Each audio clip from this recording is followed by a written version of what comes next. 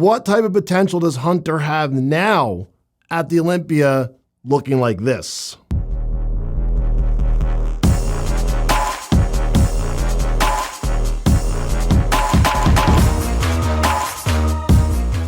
Guys, do not forget to check out some of the best supplements on the market right now. OldSchoolLabs.com. I have two amazing products I designed with Old School Labs.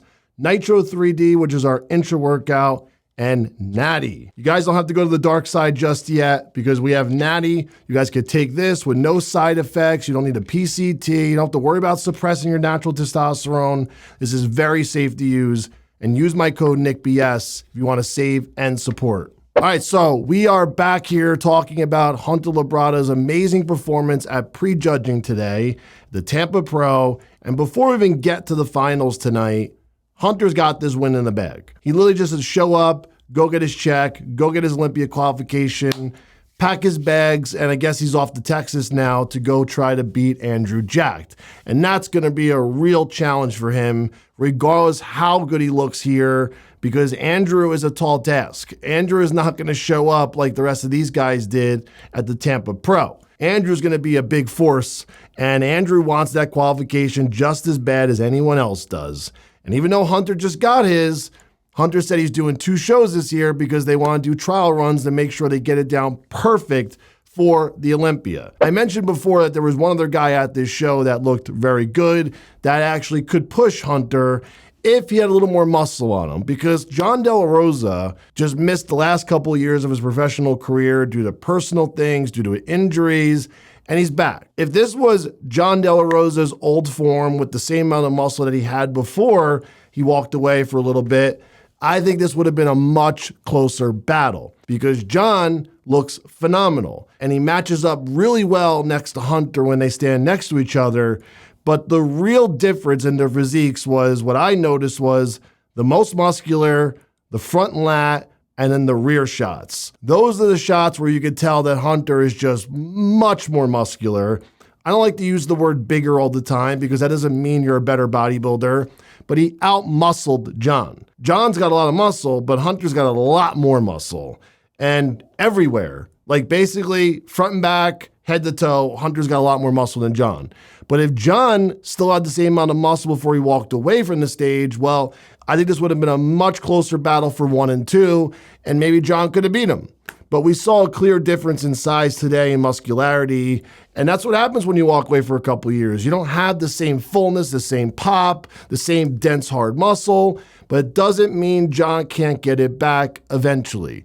I just think he needs a little more time. He just suffered a bicep injury last year, so it's hard to get that muscle back that quick, but he can definitely do it, and I think he should keep trying to do it because he's still got plenty of years to compete. But Hunter, he's going to go to Texas, and he's going to face Andrew Jacked, and I think this is going to be a real good test for Hunter. And this is the only thing I'm not 100% sold on with Hunter doing 2 shows before the Olympia, because I'm sure him and his coach Ben are going to push hard to look good for this Texas show because they don't want to lose to Andrew because they potentially could be facing him again at the Olympia, and they don't want Andrew to have any advantage at the Olympia mentally, and they don't want Hunter to be like, oh shit, like, do I have to go against Andrew again, Olympia, and I just lost to him? You don't want to fuck with your own athlete either.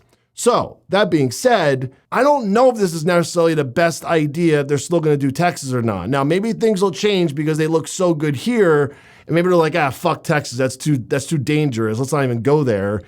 I don't know, if I was Hunter, I'd be a little worried about going to Texas, because if you lose there, it could hurt your stock. And if you lose there, it could hurt you mentally.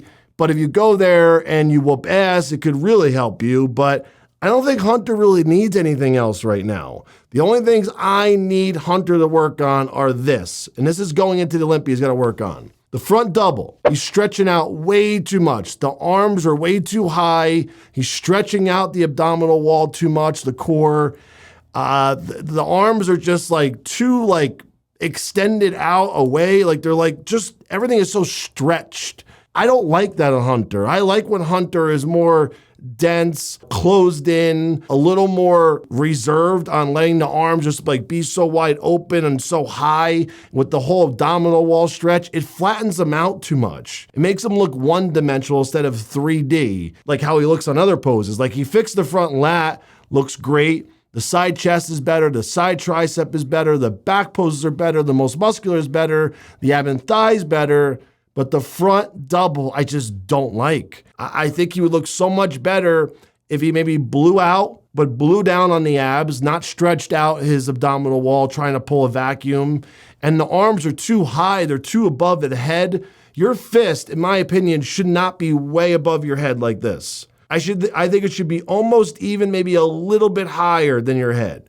Never like super high up. And I saw that going into the show. I did not like it. And I definitely don't like it on the stage. But everything else was pretty dialed in. Some idiots in the comments were like, oh, his stomach's still distended and bloated. Guys, you're looking at photos, you morons. You can't look at photos and judge a bodybuilding show. You can look at videos and give some pretty good criticism, but a photo doesn't tell anything. You have no idea when that photographer snapped that photo. The guy could have been blowing out the air of his stomach or transitioning, and maybe for a split second, the fucking photographer snapped the photo. You know what they do when they take photos? They hold that button down and it takes hundreds of photos, if not thousands of photos in seconds and minutes. So of course there's gonna be a bad photo in there. Of course, he's transitioning. The stomach's not gonna look perfect every second. That leads me to Olympia. Can he look good at the Olympia? Hunter Labrada, I can see him definitely improving from where he was last year, because last year was a disaster for him, let's be honest. But how much? Because the competition is deep, it's thick, and he's got to replicate this look. I don't know how hard he pushed for this peak. I really have no idea. Hopefully, they didn't blow their load here and push too hard where they can't peak again. And if they're going to do the Texas show and then the Olympia, well, that's 2 more peaks. When you peak your body at that level with that much muscle, it doesn't happen every single time the same way like you like it. As much as you try to copy what you did, it never is the same thing. Your body will always look a little bit different. You'll always do things a little bit different because there's so many variables at play. I'm not going to get into all that, but there's a lot of variables. So that's why you need a good coach like myself to coach you through these things. If you guys need coaching, let me know. Whether you compete or not, it doesn't matter. Lifestyle doesn't matter. Gut problems, blood work, I can help with everything. But this is why you need a good mentor and a good coach to be able to read what you need and what you need to do in order to peak for a show. Hopefully, they got some kinks out, worked out during this prep and preparation and this peak at the Tampa.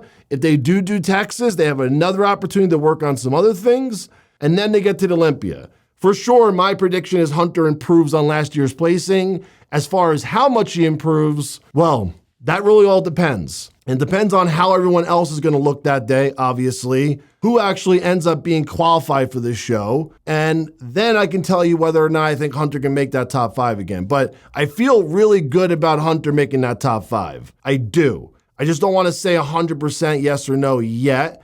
But if Hunter is able to replicate what he did, he's able to be confident, tweak a couple things, and even get better, he's going to be a pretty big shoe-in for that top 5 this year at the Olympia.